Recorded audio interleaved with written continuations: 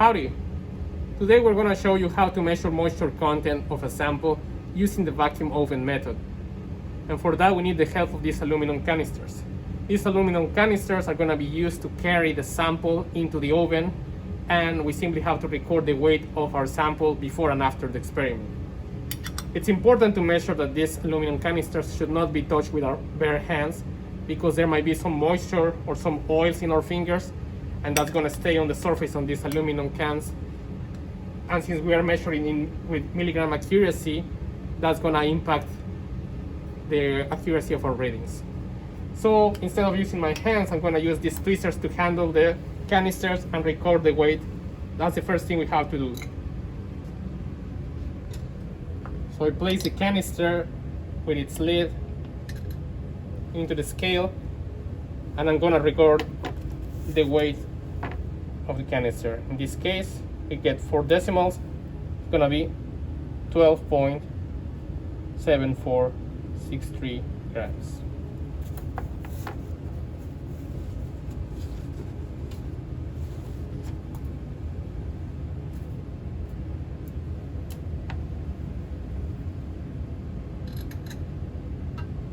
The next thing to do is to place our sample into the canister and measure the weight of the canister with the sample.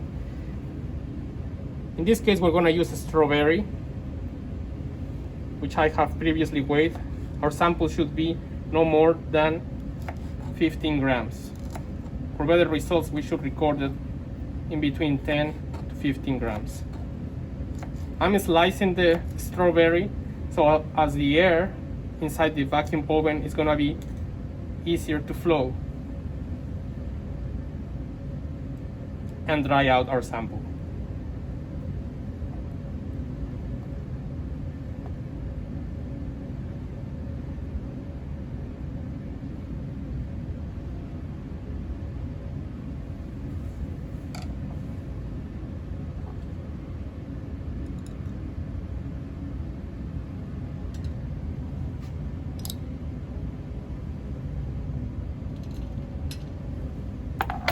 Now I proceed to write down the weight of our sample and the canister into the W1 column. In this case, we get 28.9910 grams.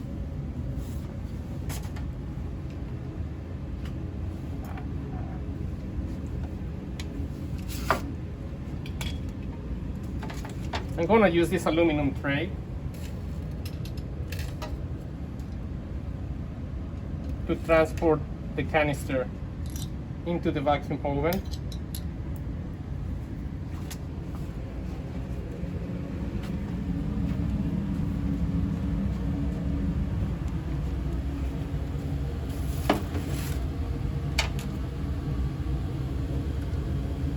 This is what the vacuum oven looks like.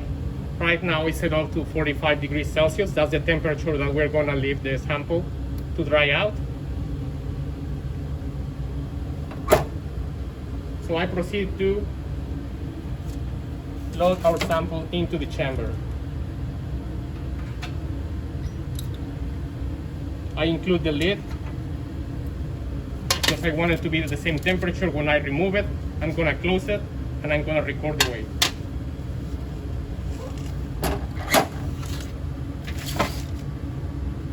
This is the vacuum pump that is gonna be used to remove the air and create the vacuum inside the chamber. So I proceed to close, put in close position, and now I can turn on the pump.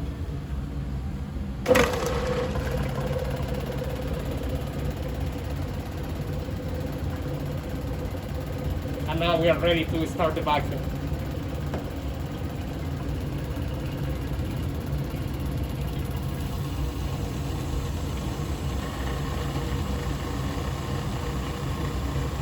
As you can see, this needle is pointing out the pressure that is going to be inside the chamber.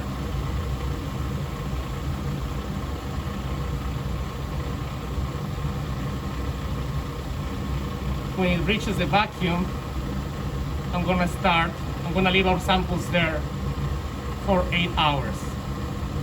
8 hours at 45 degrees Celsius. And that's gonna be the experiment.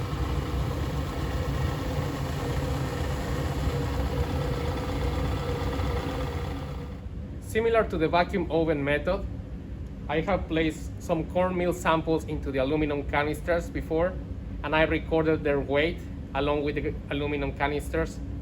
And now we proceed to put them inside a regular oven.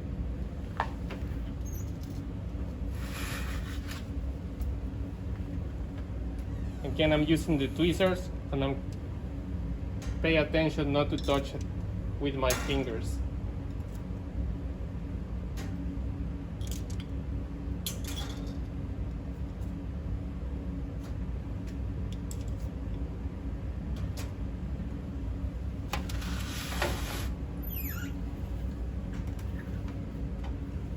And now they're gonna be stay there for 8 hours. Now that it's been 8 hours since we placed our samples into the vacuum oven, we proceed to turn off the pump and take the samples out. We turn the valve into the closed position, and the pump is turned off. Now we put the valve into the vent position. So as it's slowly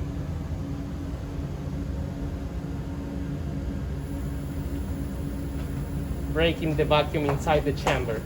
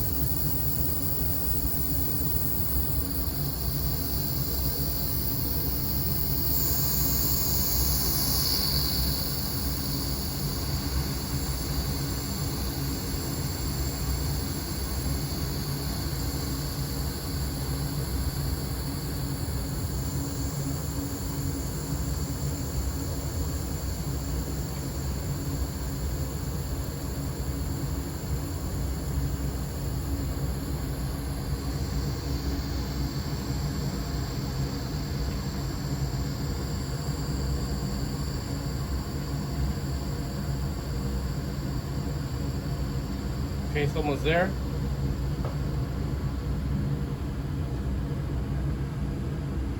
Now that we broke the vacuum inside the chamber,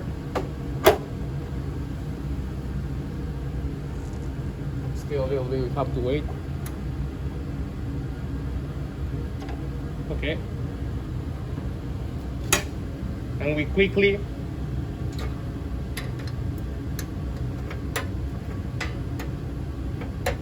put the lid on the canister to make sure that it's not gonna absorb moisture from the surroundings because our sample is hot. Now that we made sure that the canister is properly closed, we're gonna put it into the desiccator, where we're gonna wait for the sample to cool down before it's measuring the scale again.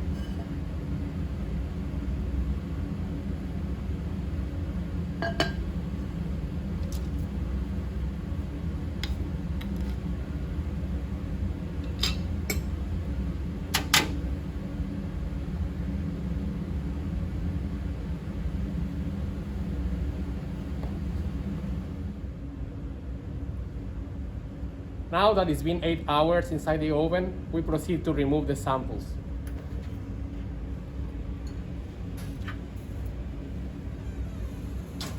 We want to close the lids on top of the canisters to make sure that they are not going to gain any moisture from the surroundings before they exit the oven.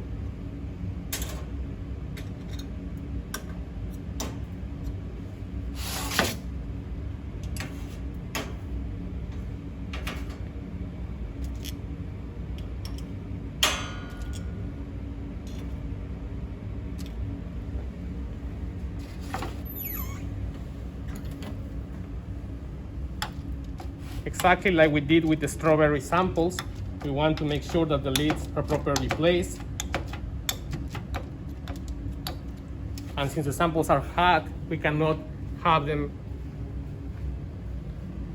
measured before they cool down. So we put them along inside this desiccator.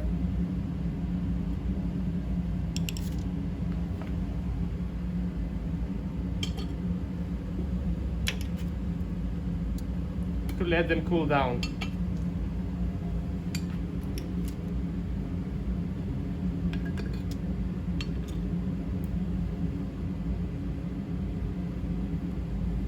This chamber is filled with some silica that is going to make sure that it absorbs any moisture contained inside the chamber, therefore allowing the samples to cool down before gaining any moisture.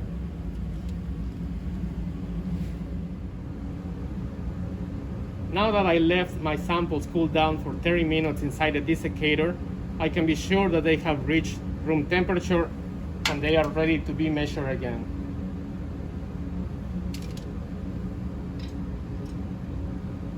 You take them out from the desiccator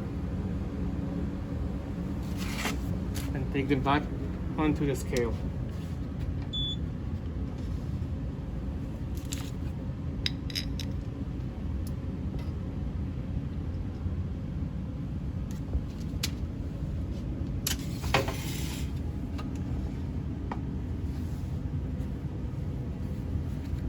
The value of 10 is going to go into my W2 column. In this case is 14.2171 grams. Okay, before I go into detail about the calculations on how to estimate the moisture content of the strawberry, I want to show you what the samples look like coming out from the oven. This is the cornmeal sample, which, as you can probably tell, there are no significant changes on it. It looks almost identical to the way it was before it entered the oven. But here I have the strawberry sample, which looks totally dehydrated. All the moisture has been removed from it. And by looking at both of them, you can probably have a good idea of what to expect. Even without doing the calculations, you can imagine that the strawberry sample is going to have a pretty high moisture content, whereas the cornmeal sample is going to be probably close to zero. Okay, now when it comes to the calculations, the first thing we have to do is estimate the weight of our sample, and for that we need to subtract the weight of the canister from W1. Remember that W1 was equal to the weight of the canister plus the sample inside of it. So when you do that subtraction, the weight of the sample should come to 16.2447 grams. Okay, that's gonna be here. And then you have to calculate the weight of WD or the weight of the dry matter. And for that, you can simply subtract the weight of the canister from W2. Remember that W2 is the weight that we just recorded of the canister with the sample coming out from the oven. In that case, when you perform this operation, you should get something close to 1.4708 grams. Okay, so that's the weight of our sample, the weight of the dry matter. And to calculate the moisture, the weight of the moisture of the strawberry, we can just subtract the weight of the dry matter from the total weight of the sample, and that should give us something like 14.7739 grams. Okay, so this is the amount of water present in our strawberry.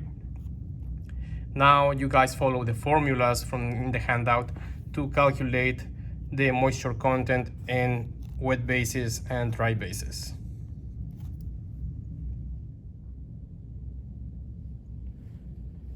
Before I show you the procedure on how to measure water activity of a material, I want to stress out the fact that moisture content alone cannot be a good estimator for the perishability of a biological material or the shelf life of a food product, as it is stated in the handout.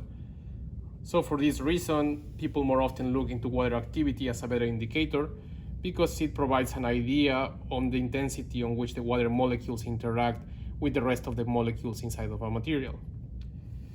So this can be translated into how likely this material is going to be to develop microbial growth or to have some chemical interactions inside of it that might deteriorate it. Now into the procedure. This is very simple. I just have to put it inside this chamber. I have to put my sample inside, lock it using this lever, and then I can turn on the equipment, which is gonna give us a reading on the relative humidity inside the chamber. In this case, I have honey, which I have poured into this plastic cup. I simply put it inside the chamber, which is gonna be locked in place using this lever.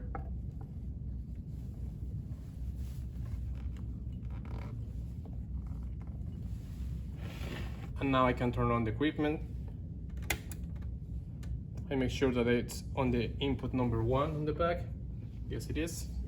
Here it is. And I want to stress out also that these readings can be performed at different temperatures. Here there are some hoses that go into the chamber. In this case, it's not connected. We are just performing the measurement at room temperature. But it can be controlled and the temperature can be tracked here. In this case, the temperature inside the room is about 24.8, or that's the temperature inside the chamber. And here we have the relative humidity value, which, as you can see, is fluctuating. It's gonna be increasing or decreasing, whether on how long it takes to stabilize inside the chamber. This is gonna continue for about 10 minutes, depending on the nature of our sample. And the experiment is gonna be over once the chamber is stabilized and there is no green light or red light on. That means that the equilibrium has been reached inside the chamber.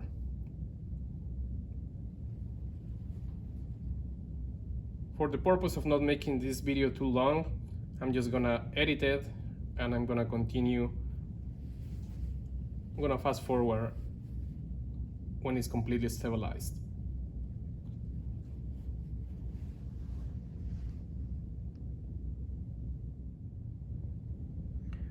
Okay, it is now been 9 minutes since we started the experiment, and as you can see, both lights are off now,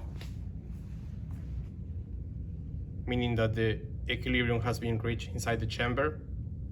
None of them are on. So we can conclude that the experiment is done. So this is the temperature on which was reached inside the chamber, and the value for the relative humidity would be 54.5%. So now you can use this value along with the other ones in the tables from different samples. Please use them to calculate the water activity of the materials in that table.